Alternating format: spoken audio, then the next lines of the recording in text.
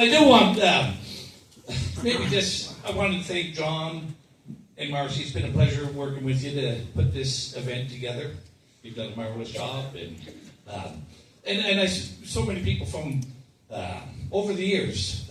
I see that Mike Wesley is here tonight. He's somebody who fought with us for property rights as we bulldozed the city of Ottawa's wetlands policy back in the early days. And I saw Jan Campbell here as well, and Linda and Rick Davies been here, and Dario Byrne, who delivered no more lockdown signs in Peterborough, and so many others. And I do want to make mention that there's, like, Pastor Henry's he's a firebrand, and he's a great fella to be on. He's the first pastor that I had the pleasure of sharing a podium with. But there's a couple other fellas here I'd like to mention as well. Somebody who has gone to every single event during COVID, across the province, all over. He's my favorite Catholic priest. Father Anthony Hannon is here.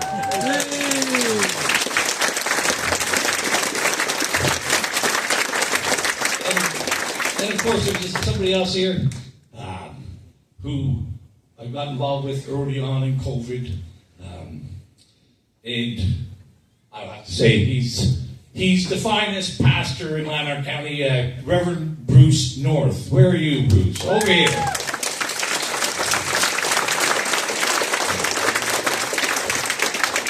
There's a great many people here now. There's a couple people that we've sent out the invite list to a lot of people, but I haven't seen.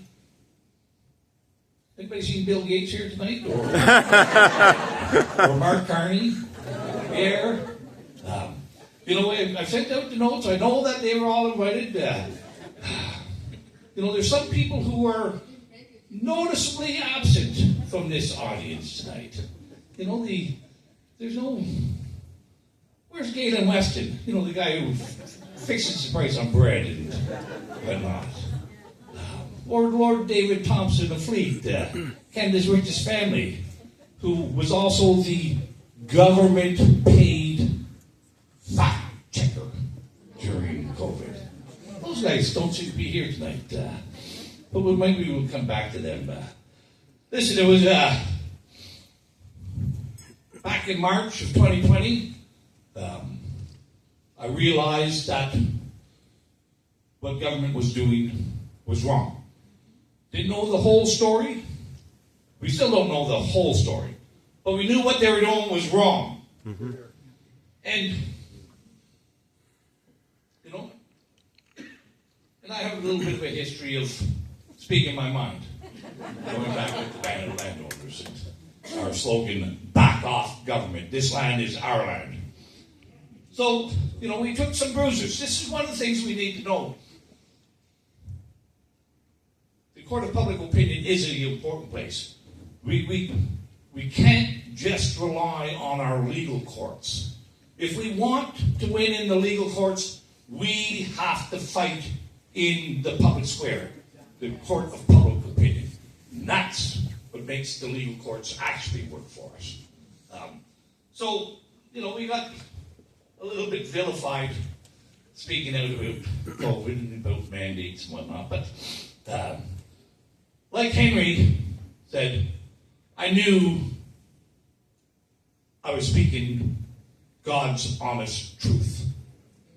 And I could stand up and speak out because I knew God was with me on this one.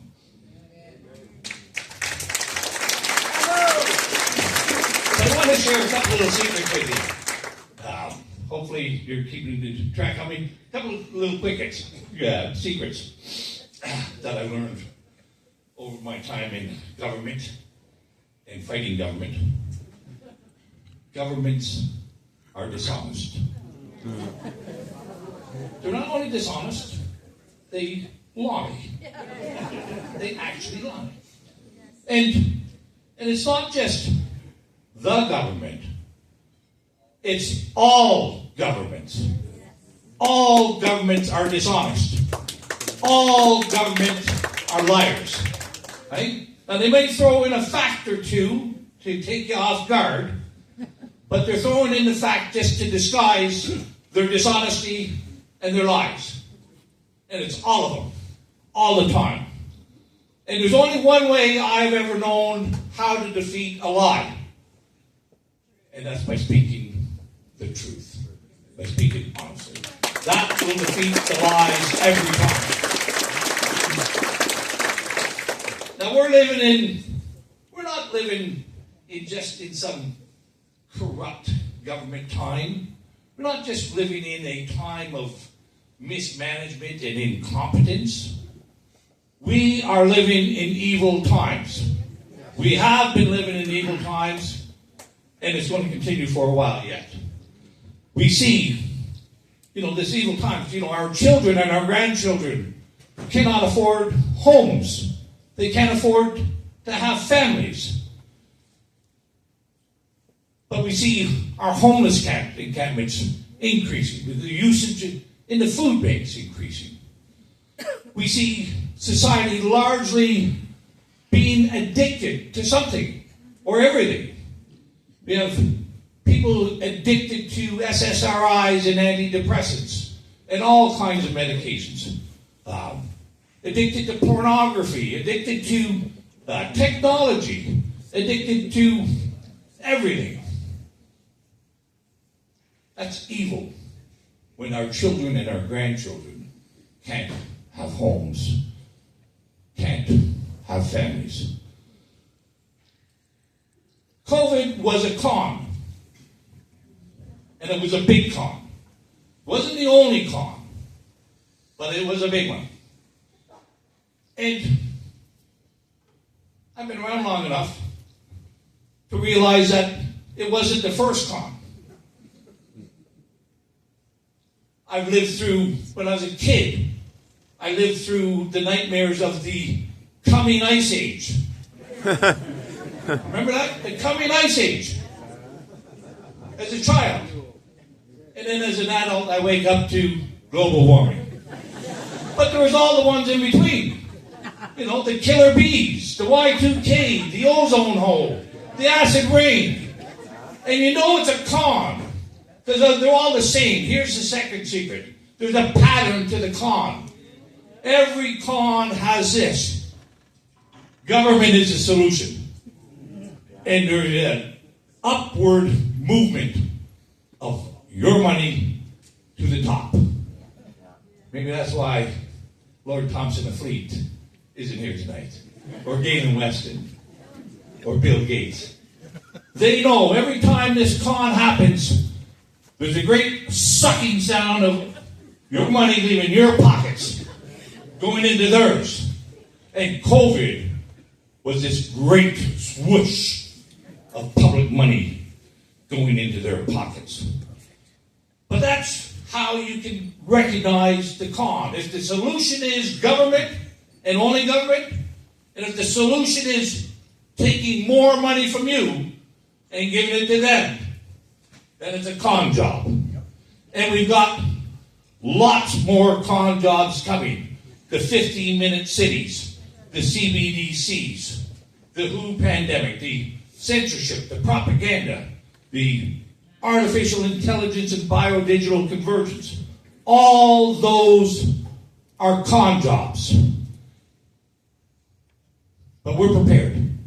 And like every other time, history has shown us, when we stand up, when we speak God's honest truth, we will defeat the evil, we will defeat the con jobs that they're bringing every day at us. So thank you very much, John, Pastor Henry, Max, Derek, Greg, everybody for being here tonight. Absolute pleasure to know that when the next con comes, we're going to be ready for them again, and we will defeat them again. Thank you very much.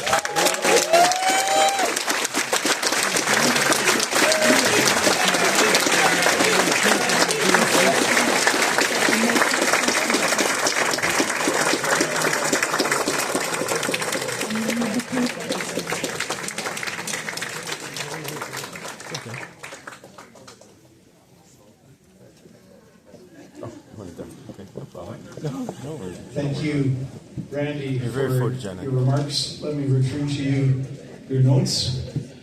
So we are heading into a brief question and answer session. And so we're going to put the, if I can get a volunteer while I'm just doing some housekeeping, to put these 4 chairs on stage. So I would ask Pastor Hildebrand and Greg and Dr. John Robson